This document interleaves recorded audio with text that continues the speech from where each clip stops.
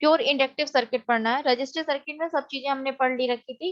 ये सबसे इंपॉर्टेंट चीज जो जानना था हमको कि करंट और वोल्टेज का चलने का तरीका क्या है, दोनों एक दूसरे के बराबर चलते हैं या एक दूसरे के पीछे चलता है, कौन किसके पीछे चलता है या कौन किसके आगे चलता है, या दोनों एक दूसरे के बराबर चलते हैं।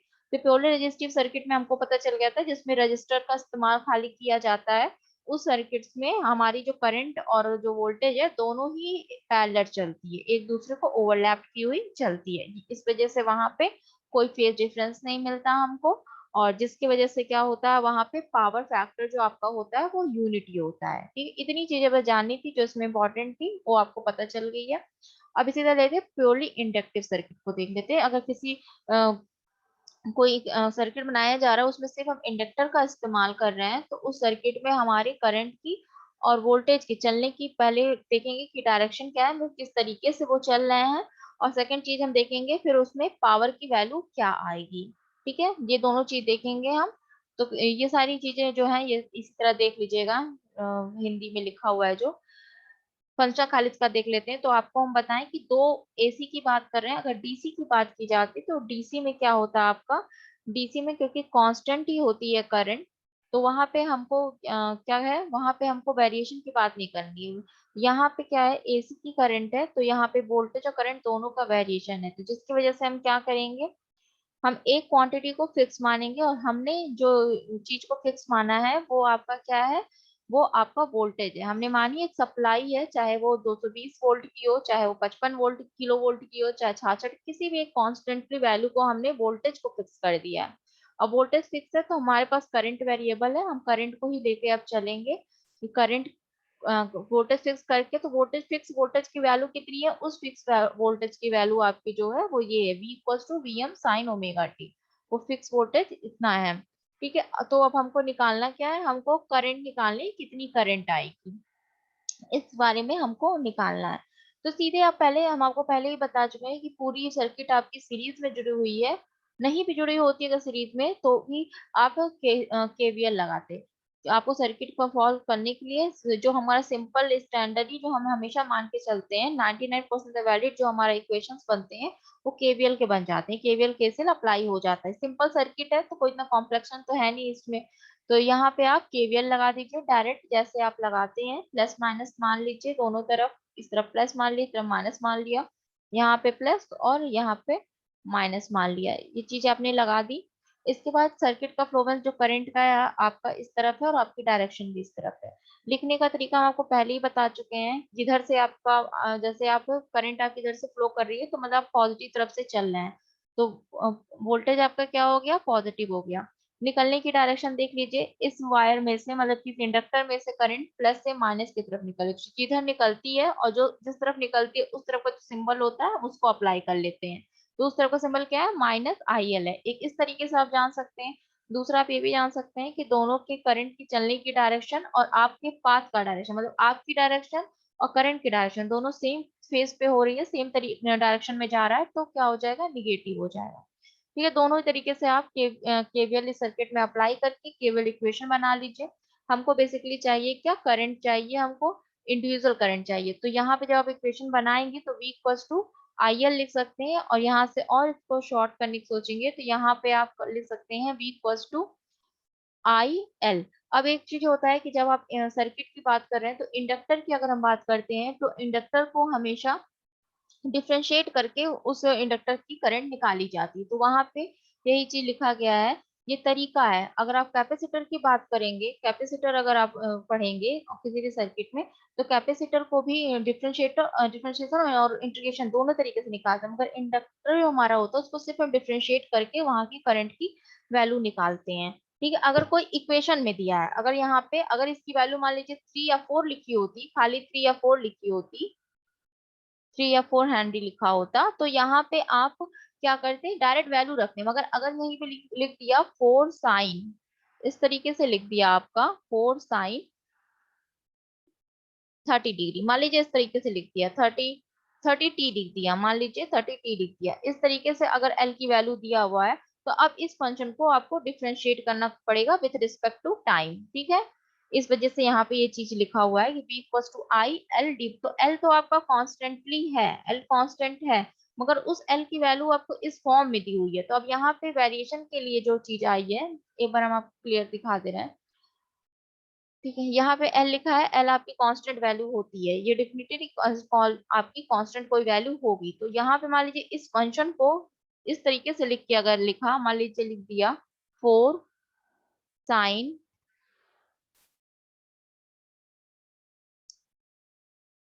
40 टी, इस तरीके से लिख दिया।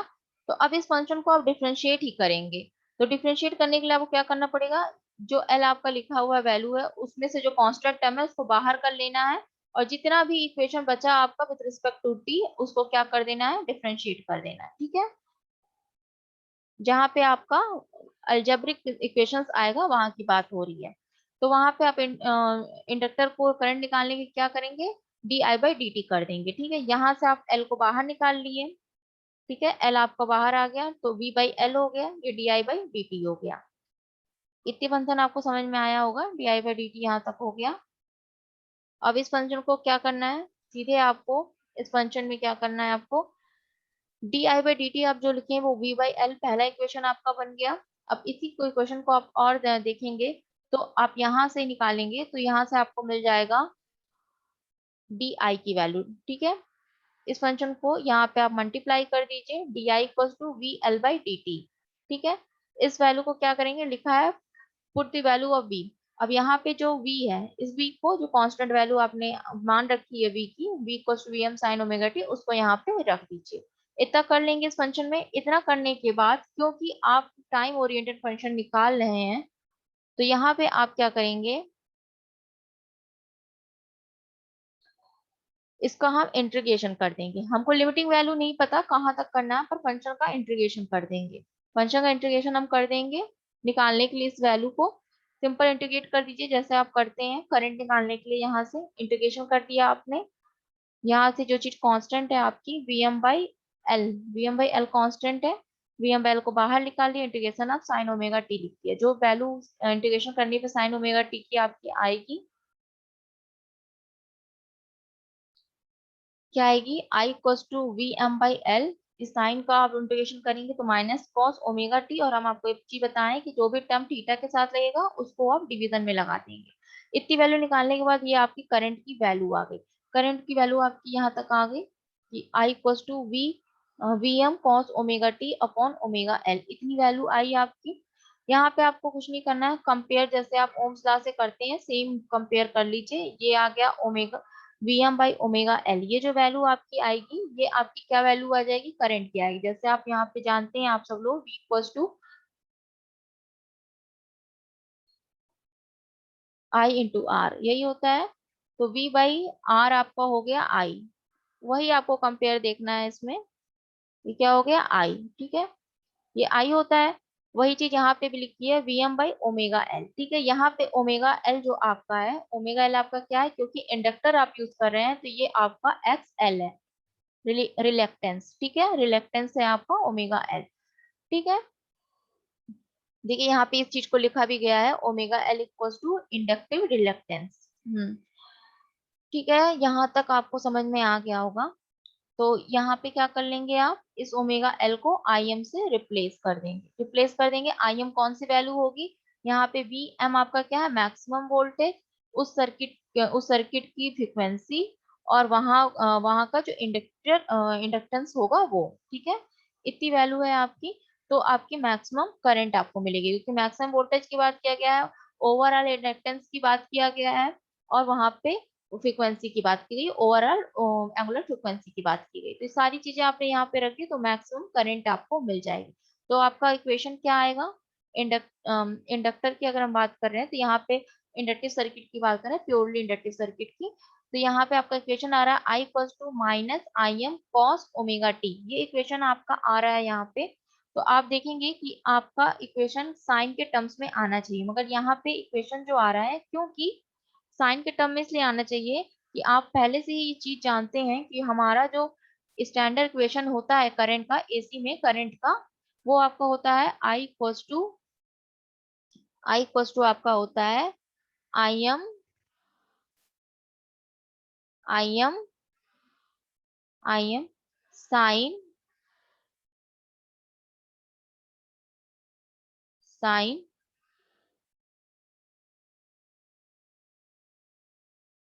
Omega T. ये होता है आपका स्टैंडर्ड। कंपेयर करने पे आप देखेंगे जो वेव फॉर्म हम लेते हैं वो हम साइन का लेते हैं।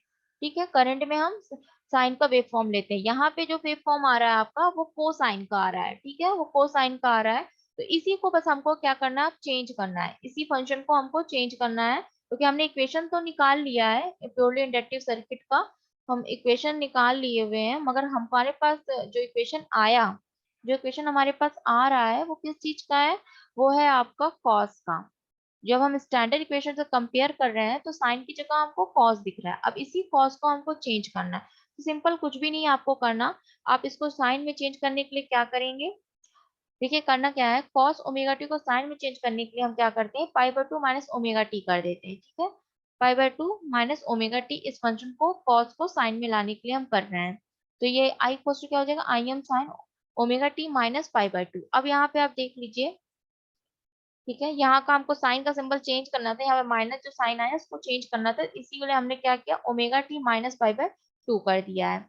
ठीक है, यहाँ पे आप देखेंगे तो इक्वेशन आपका जो बना अब प्योरली इलेक्ट्रिक सर्किट का, वो आपका बना I equal to I M sine omega t minus pi by two. ये इक्वेशन आपका बना। आपको अब यहाँ पे ये फंक्शन देखना है, इतना पोर्शन आपको बस देखना है, इतना पोर्शन देखना और देखना है कि सिंबल कौन सा इसके साथ लग रहा है, इस पोर्शन के साथ सिंबल कौन सा लग रहा है। ठीक है, इस पोर्शन के साथ सिंबल कौन सा, तो आप देखिएगा ये माइनस का सिंबल इसके साथ लगा हुआ है। ओमेगा टी प्लस में है माइनस पाई बाय टू, मतलब कि इतना फेज पीछे की तरफ गया होगा। क्या गया होगा, पीछे की तरफ, करंट हमारी इतनी फेज पीछे की तरफ गई है, माइनस सिंबल से भी आप ये पता कर सकते हैं। तो अब जब आप कंपेयर करेंगे अपने इस प्योरली इंडक्टिव सर्किट में जो वोल्टेज दिया हुआ है उससे, वोल्टेज में आपने फिक्स माना है, जो फिक्स वोल्टेज आपने माना वो क्या है आपका, वो है V equals to Vm Vm sine Vm sine omega T. ये आपका वोल्टेज है। जब आप कंपेयर करेंगे, इन दोनों चीजों को देखेंगे, तो आपको ये दिखेगा कि माइनस पाई बाय टू का करंट में क्या है, लैगिंग है। मतलब ये 90 डिग्री पीछे की तरफ से करंट का फ्लोवेंस आपका हो रहा है। ठीक है, तो जो चीज हमको चाहिए थी, करंट और वोल्टेज का इक्वेशन, प्लस हमें क्या चाहिए था, हमको फेज डिफरेंस चाहिए था, तो जो हमको मिल चुका है। यही दो चीज हमको चाहिए थी, यहीं से हम पता कर लेंगे पावर कितनी निकलेगी, और यहीं से हम सारी चीजें पता कर लेंगे। ठीक है, तो यहाँ पे हमको मेनली जो चीज चाहिए थी, करंट का इक्वेशन, वो मिल गया। किस फेज से मिल रहा है वो भी हमने देख लिया। इक्वेशन हमारे पास जो आया था वो था I equal to I M cos omega t. इस कॉस ओमेगा टी को हमने कन्वर्ट किया है साइन में, क्योंकि हम स्टैंडर्ड इक्वेशन के अकॉर्डिंग काम करते हैं। जो हमारा करंट का एसी करंट का स्टैंडर्ड इक्वेशन है वो है I equal to I M sine omega t. उस स्टैंडर्ड इक्वेशन के थ्रू हम काम करते हैं। तो यहाँ पे अगर कोई भी कोसाइन की वैल्यू आ रही है तो हम उसको साइन में चेंज करेंगे। चेंज करने के बाद हमारे पास ये इक्वेशन आया, I equal to I M sine omega t minus pi by two. यहाँ पे जब हमने कंपेयर किया, किससे कंपेयर करेंगे, स्टैंडर्ड इक्वेशन से ही। पहले, सबसे पहले जो कंपेयर देखेंगे हम, सबसे पहले करंट का करंट से देखेंगे। ठीक है, करंट का करंट से देखेंगे, मतलब ये करंट की वैल्यू आपकी हुई प्योरली इंडक्टिव सर्किट की, प्योरली इंडक्टिव सर्किट की हुई। ठीक है, और जो हमारे पास स्टैंडर्ड इक्वेशन है हम उससे कंपेयर करके देख लेते हैं। जो इक्वेशन करंट का है हम पहले उससे इसको देख लेते हैं। वो हमारे पास होता है I equal to I M sine sine omega t. इससे कंपेयर करके देखा गया तो सारी चीजें वैलिड है, सब चीजें इसी के बराबर हो रही है। I equal to I M की जगह आई एम भी है, साइन भी है आपका, ओमेगा टी जो आपका एक एंगल आना चाहिए, ओमेगा, यहाँ पे ओमेगा टी है स्टैंडर्ड में, यहाँ पे भी एक वैसा ही एंगल आया है। ठीक है, अब कितना ज्यादा कितना कम आ रहा है इसको नहीं आपको ध्यान देना है, बस इतनी एंगल आई। तो कंपेयर आप करेंगे तो सारी चीजें आपको कंपेयर में दिख गई हैं। अब इसके बाद इस इक्वेशन को हम वोल्टेज, अपना जो वोल्टेज है प्योरली इंडक्टिव में जो हमने कांस्टेंट रखा उससे कंपेयर कर लेंगे। I V M V M sine sine omega t इतना होता है। ठीक है, इस कंपेयर को देखेंगे तो आपको ये फेज ज्यादा दिख रहा है। ठीक है, सॉरी, ये फेज आपको इससे तो कंपेयर करेंगे तो कम है, इतना 5/2 का। तो यहाँ से हमको ये पता चल गया कि करंट हमारी वोल्टेज से -π/2 पीछे की तरफ चल रही है। किस में चल रही है, किस तरीके के सर्किट में चल रही है? जिस सर्किट में हम प्योरली इंडक्टर का इस्तेमाल करेंगे, इंडक्टर के डिवाइस का इस्तेमाल करेंगे, उस सर्किट में हम देखेंगे कि उसमें हमारी करंट जो है वोल्टेज से पीछे की तरफ चलती है। मतलब ये क्या करती है, लैगिंग करती है, वोल्टेज से लैग करती है। तो हमको जो चीज चाहिए थी हमको मिल गई है, इक्वेशन मिल गया है, फिर डिफरेंस भी हमको π/2 का मिल गया है। इतनी चीजें हमको चाहिए थी, इतनी हमको मिल गई है। ठीक है, यहाँ पे एक चीज जो आपको क्लियर कर दे, वो एक चीज ये है, जो यहाँ पे ओमेगा एल आप देख रहे हैं, ये क्या है? आपको यहाँ पे हम लिखे हैं, इसको हम एक्स एल से डिनोट करते हैं, ओमेगा एल को हम एक्स एल लिख सकते हैं। तो पेपर में अगर आपके आ जाए कि इंडक्टिव रिलेक्टेंस क्या होता है, तो एक्स एल होता है जिसकी वैल्यू होती है ओमेगा एल, एंगुलर फ्रिक्वेंसी और इंडक्टर। ठीक है, इंडक्टेंस मान लीजिए, इंडक्टेंस बोल दीजिए आप इसको, एल को इंडक्टेंस। तो ठीक है, ये चीज आपकी होती है, जो क्या काम करता है, जस्ट लाइक अ रजिस्टर, मतलब कि उस इंडक्टर में बहने वाली करंट को कंट्रोल करने का काम करता है। ठीक है, इतनी चीजें आपकी यहाँ पे हो गई क्लियर। आगे देख लेते हैं इसको। फेजर डायग्राम है इसका, वेव फॉर्म आपको बता देते हैं। वेव फॉर्म में जो चीज हम आपको बताना चाह रहे हैं वो देखिए यहाँ पे। आपका ये ये वाला जो ग्राफ है आपका साइन का ये जो ग्राफ है, ये ग्राफ, ये वोल्टेज का है, वेव फॉर्म साइन के लिए। ठीक है, वोल्टेज का, ये वोल्टेज का है जिसकी value Vm sin omega T है। ठीक है, और जो हम करंट की बात कर ले रहे हैं, करंट की बात हम कर ले रहे हैं, करंट हमारी -π/2 से नीचे की तरफ जा रही थी। अब देख लीजिए कैसे जा रही है, ग्राफ की रिप्रेजेंटेशन में आप देख लेंगे कैसे जा रही है।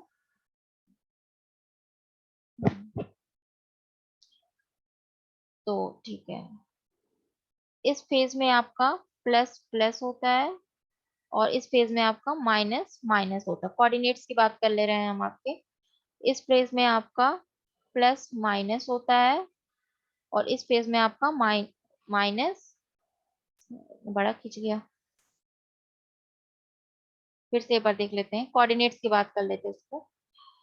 फर्स्ट वाले फेज में प्लस प्लस होता है, सेकंड वाले फेज में माइनस प्लस होता है, थर्ड वाले फेज में माइनस माइनस होता है और इस वाले फेज में आपका प्लस माइनस होता है। ठीक है, तो हम करंट की जब बात कर रहे हैं यहाँ पे, जब हम ग्राफ खींचेंगे तो आप देखेंगे एक कोऑर्डिनेट इसका पॉजिटिव में आ रहा है और एक निगेटिव में जा रहा है। ठीक है, तो हमारा कौन सा कोऑर्डिनेट में आएगा, नीचे वाले कोऑर्डिनेट में आएगा। अब यहाँ से हम बात करेंगे, यहाँ इस कोऑर्डिनेट में बात करेंगे तो पहला वाला तो ओमेगा टी पूरा पॉजिटिव है, तो फर्स्ट वाले कोऑर्डिनेट से स्टार्ट करेंगे और ग्राफ खींच देंगे आप। थर्ड वाला जो प्लस माइनस में आ रहा है कितना आ रहा है, -π/2, मतलब कि -1। ठीक है, -1। तो यहाँ पे प्रेजेंटेशन के लिए तीन तरह की क्वांटिटी आप यूज करते हैं, +1, ये हम बता भी चुके हैं आपको, +1, 0 और -1। ठीक है, ये यूज करते हैं आप। तो हमारा जो फेज आ रहा है वो माइनस का आ रहा है, माइनस की क्वांटिटी में आ रहा है, तो -π/2 मतलब -1। मतलब हम कहाँ शुरू करेंगे, हम शुरू करेंगे इस वाले फेज से। ठीक है, यहाँ से हम शुरू करेंगे और यूं चलेंगे। तो ये आप देखेंगे ये भी साइन का ही ग्राफ है, मगर किस फेज से है, -π/2 से है। -π/2 के फेज से साइन का ही ग्राफ यहाँ से खींचा जा रहा है। हम्म। तो ये आपका प्रेजेंटेशन हो गया आपका प्योरली इंडक्टिव सर्किट का, जिसमें हम फेजर डायग्राम, अरे वेव फॉर्म देखना था, देख लिया है, और ये भी जान गए कितना डिग्री से फेज डिफरेंस कितना उसके अंदर आएगा, और करंट और वोल्टेज के चलने का तरीका क्या होगा। वोल्टेज हमारी आगे की तरफ चलेगी, करंट हमारी पीछे की तरफ चलेगी। कितने कितने फेज डिफरेंस है, -π/2 फेज डिफरेंस है, इतने डिफरेंस से पीछे की तरफ चलेगी। और जब हमको करंट कम मिल रही है, जब हमको करंट कम मिल रही है, तो जाहिर सी बात है कि हमारा जो पावर होगा उसमें कुछ ना कुछ तो फ्लक्चुएशन आ गया हो, क्योंकि आप प्योरली रजिस्टिव सर्किट जब देखे थे, तो प्योरली रजिस्टिव सर्किट में करंट और वोल्टेज दोनों ही सेम फेज पे मिल रहे थे। दोनों ही सेम फेज पे मिलने की वजह से वहां पे पावर फैक्टर यूनिटी आ रहा था, क्योंकि वहां पे हमें कोई भी फ्लक्चुएशन नहीं मिल रहा था, डिफरेंस नहीं मिल रहा था। यहाँ पे हमें डिफरेंस मिल रहा है, तो यहाँ पे पावर पावर की वैल्यू भी हमारी क्या आएगी, डिफरेंट आएगी। पावर को एक बार देख लेते हैं कितनी वैल्यू आएगी पावर की हमारी यहाँ पे। हम्म, तो जैसा आपका इक्वेशन वो है फार्मूला जो आपका पावर का है उसको लेते हुए चलेंगे। पावर का formula P equal to V dot I होता है, ठीक है। मगर ये होता है आपका अपेरेंट पावर, ये होता है अपेरेंट पावर। किसे सर्किट में लगाने के लिए हम क्या करेंगे, अब इसको चेंज कर देंगे। कैसे? तो हमारे पास, हमको पता है कि हमारा जो वो है फंक्शन है वो एसी के तहत काम कर रहा है, डीसी के तहत तो काम नहीं कर रहा। डीसी के तहत होता तो ये वैल्यू आपकी पूरी करेक्ट हो जाती एसी में, मगर हमारा काम किसके तहत कर रहा है, एसी के तहत कर रहा है। तो यहाँ पे हम वैल्यू रखेंगे किसकी, वी की वैल्यू हमारी क्या है, वी हम यहाँ पे एसी का ले रहे हैं, ठीक है, एसी का। तो यहाँ पे हो गया V M sine omega t plus I की वैल्यू, आई भी हम किसका ले रहे हैं, एसी का ले रहे हैं, तो आई का वैल्यू क्या हो जाएगा, आई M sine omega t minus pi by two. जो वैल्यू है आप उस वैल्यू को यहाँ पे रख देंगे। अब ये आपका इक्वेशन बना, किसका बना, पावर का बना, किसमें, प्योरली रेजिस्टिव सर्किट में, ठीक है। जो एक स्टैंडर्ड आपका जो फॉर्म शुरू से माना जा रहा है वैलिड होता है ज्यादातर डीसी के लिए, P equal to V into I DC के लिए वैलिड है, ठीक है। एपरेंट पावर्स में आता है मगर आभासी पावर तो डीसी के लिए वैलिड है। मगर उस इक्वेशन को, उस फॉर्मूले को हम कंसीडर करते हुए अपने जितने भी मैनिपुलेशन है, मतलब कि जो फॉर्म हमने करंट का हमने साइन में निकाला, वोल्टेज हमने साइन में निकाला, तो उसको हम यहाँ पे रख देते उसी वैल्यू में। तो अब हमारे पास जो वैल्यू आएगी पावर की जो वैल्यू आएगी हमारे पास वो क्या आएगी, अब हमारे पास ये वैल्यू पावर की आई। प्योरली इलेक्ट्रिक सर्किट में पावर को हम इस तरीके से अभी रिप्रेजेंट कर रहे हैं, दोनों की हम वोल्टेज और करंट की value in form of sine में रख दे रहे हैं। इसको सॉल्व कर लेंगे, थोड़ा बहुत सॉल्व करके आपका क्या आ जाएगा, Vm और Im एक साथ ले लीजिए, sign omega t minus pi by two एक साथ ले लीजिए। इस फंक्शन को, जो ये वाला फंक्शन है, ये वाला फंक्शन है, इसको आप चेंज कर दिए हैं, किसमें चेंज कर दिया है, माइनस। क्यों क्यों चेंज किया है, चेंज करने की ये वजह है कि यहाँ पे जो इक्वेशन साइन का बन रहा है, साइन का जो बन रहा है, तो इससे आपको साइन का जो यहाँ पे इक्वेशन बनेगा, इससे आपको सोल्यूशन नहीं मिल रहा है हमको। साइन का दोनों ही वेव फॉर्म साइन का ही हम लिए, मगर जो हमको क्या हो रहा है, पावर की हम जब बात करें तो पावर में हमें इस साइन से कोई भी चीजें मिल नहीं रही हैं, मतलब कि कोई फॉर्मूला नहीं क्रिएट कर पा रहा है कि जिसको हम क्या कर सके यहाँ पे, यहाँ पे हम क्या कर सके इसको, यहाँ पे हम इसको क्या करें, यूज कर सके, यहाँ हम इसकी वैल्यू को सही से स्टडी कर सके कैसी आएगी। तो यहाँ पे कुछ भी कन्वर्ट नहीं हो पा रहा है, तो इसीलिए जिस कोसाइन को आपने पहले कन्वर्ट किया था साइन में, साइन में कन्वर्ट किया था, हमारा जो कोसाइन का इक्वेशन आया था करंट का, I equal to I M cos omega T आया था, उसी को हमने साइन में करंट कन्वर्ट किया था, साइन के फॉर्म में निकाला था करंट को, उसी को हम फिर से क्या कर देंगे, कॉस में लिख देंगे। तो ये वैल्यू आपके आ जाएगी V M I M two sine minus cos omega T, यहाँ पे लिख देंगे P cos two minus V M I M sine omega T cos omega T. अभी भी कुछ भी फायदा नहीं हुआ है, तो अब इस इक्वेशन में हम थोड़ा सा चीजों को मैनिपुलेट कर सकते हैं। क्या करना है हमें, हमें वन टू से, ठीक है, टू से यहाँ पे sign omega T cos omega t, इस टू से हमको ऊपर नीचे मल्टीप्लाई कर देना। इस इक्वेशन पे जब हम आएंगे, इस इक्वेशन पे, तो इसको हमको फॉर्मूले में चेंज करना पड़ेगा। तो इसके लिए हम क्या करेंगे, टू से ऊपर नीचे मल्टीप्लाई कर देंगे, ठीक है, ऊपर नीचे हम मल्टीप्लाई कर देंगे। कोई भी चीज हम करते हैं तो राइट हैंड साइड और लेफ्ट हैंड साइड दोनों तरफ करते हैं, तो यहाँ पे भी जो मल्टीप्लाई होगा दोनों ही तरफ होगा, मतलब कि हम इस तरफ पी की वैल्यू में भी 2/2 लिखेंगे, ठीक है, 2/2 लिखेंगे पी की वैल्यू में भी, और इस तरफ इस वाली क्वांटिटी मतलब राइट हैंड साइड में भी हम 2/2 लिखेंगे, 2/2 लिखेंगे, ठीक है। दोनों तरफ ही मल्टीप्लाई करेंगे। दोनों तरफ मल्टीप्लाई के दौरान आपको दिखेगा क्या कि अगर आप इस क्वांटिटी, ये को क्वांटिटी, इस क्वांटिटी को आपने कट कर दिया, कोई फर्क नहीं पड़ेगा इधर, और इधर देखेंगे, इधर आप जो चाहते थे वो आपको मिल जाएगा। जैसे आप यहाँ पे देखेंगे इस 2 का मल्टीप्लाई इसके आगे जब कर देंगे तो 2 sign omega T cos omega T बन गया, ठीक है। ये 2 साइन, ये बन गया आपका 2 साइन थीटा, 2 साइन थीटा और cos theta, 2 sine theta cos theta, ठीक है। तो ये आपका ट्रिग्नोमेट्री का एक फॉर्मूला है, इस चीज को हम लिखते हैं sine 2 theta, sine 2 theta. Trigonometry में एक फॉर्मूला आता है उसमें ये लिखा जाता है। तो यहाँ पे देखेंगे जो 2 का आपने ऊपर नीचे मल्टीप्लाई किया, उसने इस फार्मूले को थोड़ा सा कन्वर्ट कर दिया एक स्टैंडर्ड इक्वेशन में, ठीक है, स्टैंडर्ड फार्मूले में।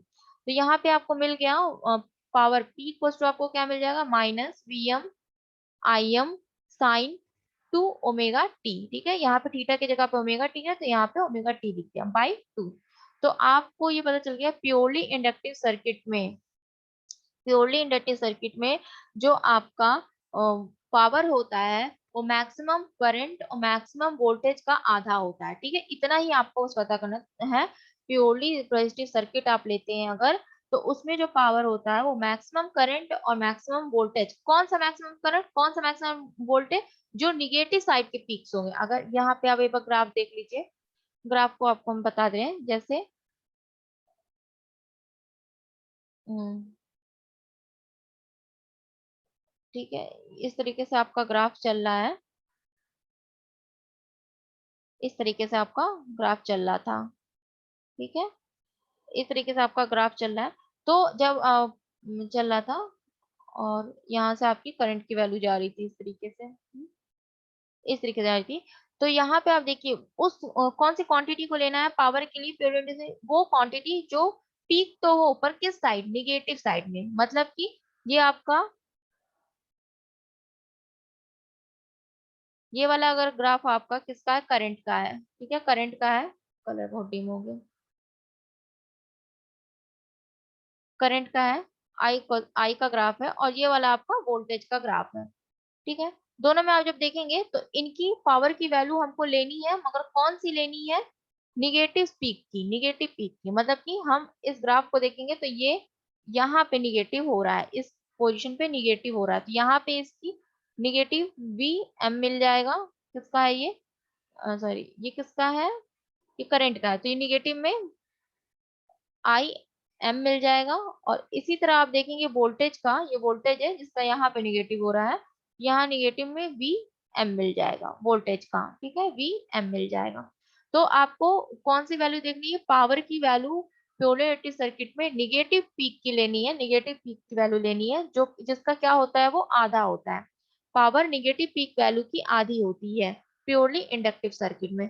और प्योरली रेजिस्टिव सर्किट में क्या होती है, प्योरली रेजिस्टिव सर्किट में वन यूनिटी होती है। इसका मतलब जो इंडक्टर होता है आपका, जो आप प्योरली रेजिस्टिव सर्किट जब यूज करेंगे उसमें क्या होगा, जो वैल्यू आपकी होगी वो 0.8 से 0.1 के निगेटिव साइड के 0.8 से 1 के बीच, पॉइंट माइनस 0.8 से 1 के बीच जो वैल्यू आपकी आएगी, ठीक है, निगेटिव साइड में उसकी आधी होगी पावर इंडक्टर में।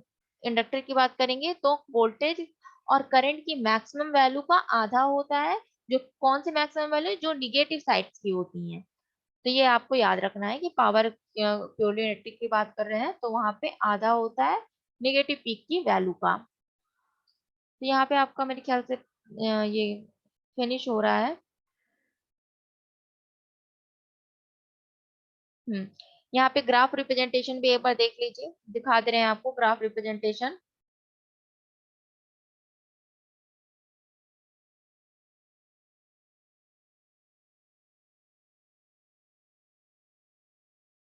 ठीक है, तो हम आपको यहाँ पे बता रहे थे कि पावर को आप, अब पावर को जब भी आएगा आपका, अगर वर्ड्स में भी लिख के आ जाए आपके कि इन पोलैरिटी सर्किट में पावर वोल्टेज और करंट का क्या होता है, तो अगर लिख के आता है कि आधा होता है या निगेटिव साइड में आधा होता है, तो वहां पे अगर ये इस तरह का ऑप्शंस लिख के आते हैं, तो वहां पे आपको बस ये देखना है कि वहां पे किस पीक की बात की गई है।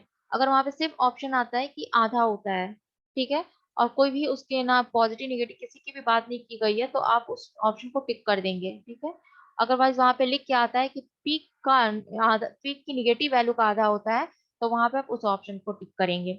साइन हमेशा चेक कर लेना है आपको कि साइन ओमेगा टी के साथ आ रहा है, कॉस ओमेगा टी के साथ आ रहा है पावर को। तो ये सारा आपका पावर को लेके हो गया। ग्राफ रिप्रेजेंटेशन देख लीजिए, यहाँ पे ग्राफ किस तरीके से आपका होता है। तो यहाँ पे आप ग्राफ जब देखेंगे तो यहाँ पे 3-4 ग्राफ आपको दिखाया गया है, एक ही उस पे दिखा दिया गया है।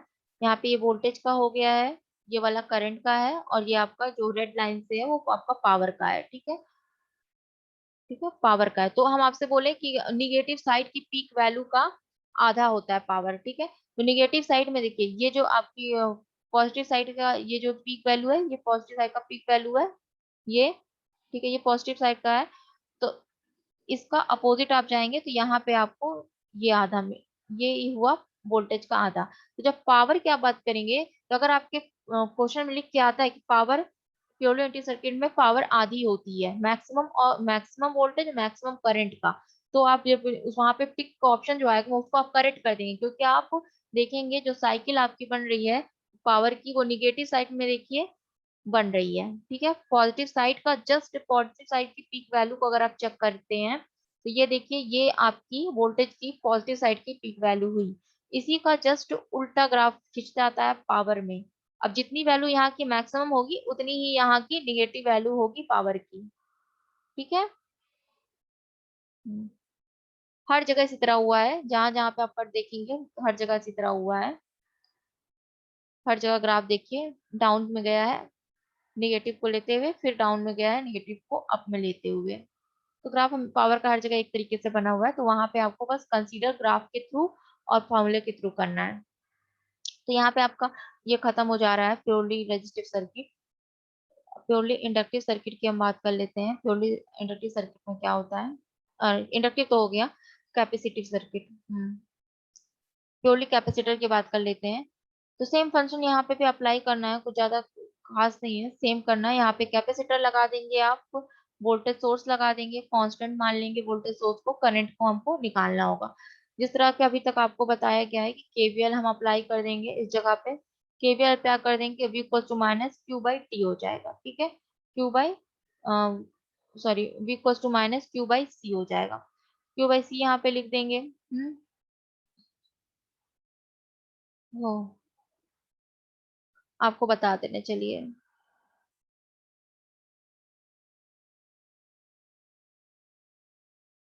ये करंट की वैल्यू आपकी हो जाती है कैपेसिटर के अंदर। कोई कैपेसिटर है वहां पर टोटल करंट को आपको देखना है, तो उसको उस कैपेसिटर का टोटल चार्ज डिवाइडेड बाय उस कैपेसिटर का कैपेसिटेंस, ये वैल्यू आ जाती है करंट की। तो वही चीज यहाँ पे लिख दिया हुआ है। ठीक है, फिगर को यहाँ से भी की वैल्यू क्यू बाई सी के टर्म्स में निकाल लेंगे आप। चार्ज की वैल्यू निकालनी है यहाँ पे आपको।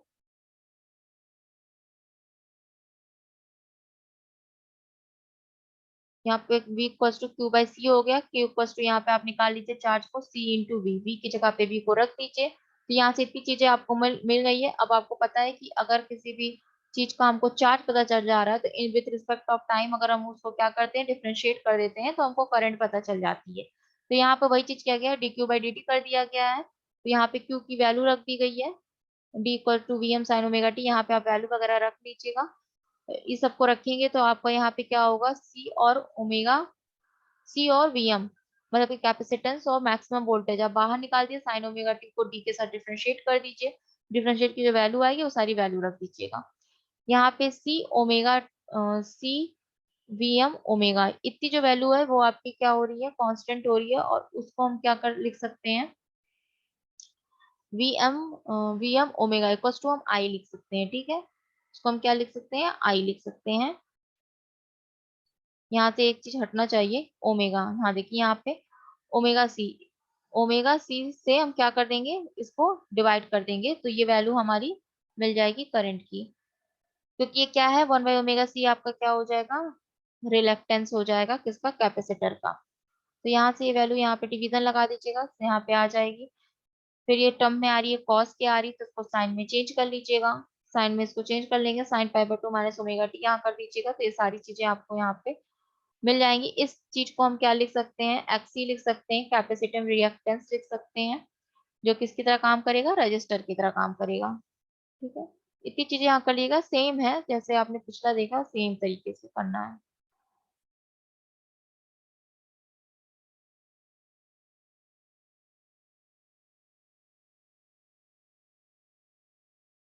हम्म। ग्राफ रिप्रेजेंटेशन ऐसे ही है, प्लस की तरफ जाएगा तो यहाँ पे देखिए पॉजिटिव हो गया है आपका, पाई बाई टू की वैल्यू देख लीजिए पॉजिटिव हो गई है साइन के साथ जो लगी है, तो किसकी तरफ चला जाएगा, प्लस वन की तरफ चला जाएगा।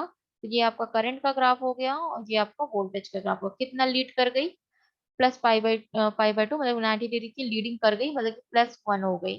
ठीक है, तो ये आपका हो गया ग्राफ। पावर का भी सेम चीज आप देखेंगे, सेम चीज रखना है जैसे आपको बताए हैं। वोल्टेज रख देना है, करंट रख देना है, आपको सारी वैल्यूज को जिस तरह बताया गया सेम निकालना है। अब यहाँ पे आप देख लेंगे प्लस में आ रहा है, दोनों तरफ क्वांटिटी जो आ रही है क्या आ रही है, प्लस की आ रही है। तो मतलब कि हमारा जो पावर होगा वो आपका पॉजिटिव साइकिल में प्लस प्लस आएगा। स्टार्टिंग कहाँ से होगी पावर की, पॉजिटिव साइकिल से होगी, ठीक है। पावर पॉजिटिव साइकिल से स्टार्ट होगा। और यहाँ पे देखें प्योरली इंडक्टिव सर्किट में देखे थे तो पावर निगेटिव साइकिल से स्टार्ट हो रहा था, ये देखिए निगेटिव तरफ से स्टार्ट हो रहा है इंडक्टिव में। और वहीं आप देखेंगे कैपेसिटर में देखेंगे तो वही चीज पावर क्या होगी, कैपेसिटर में पॉजिटिव की तरफ से स्टार्ट होगी। ठीक, पॉजिटिव की जितनी वैल्यू होगी उसका हम आधा कर लेते हैं, पावर मिल जाती है। पावर का वर्जन कहाँ से होता है, पॉजिटिव की तरफ से होता है। तो पावर हमको कैपेसिटिव कैपेसिटिव सर्किट में ज्यादा मिलती है इंडक्टिव सर्किट की तुलना में।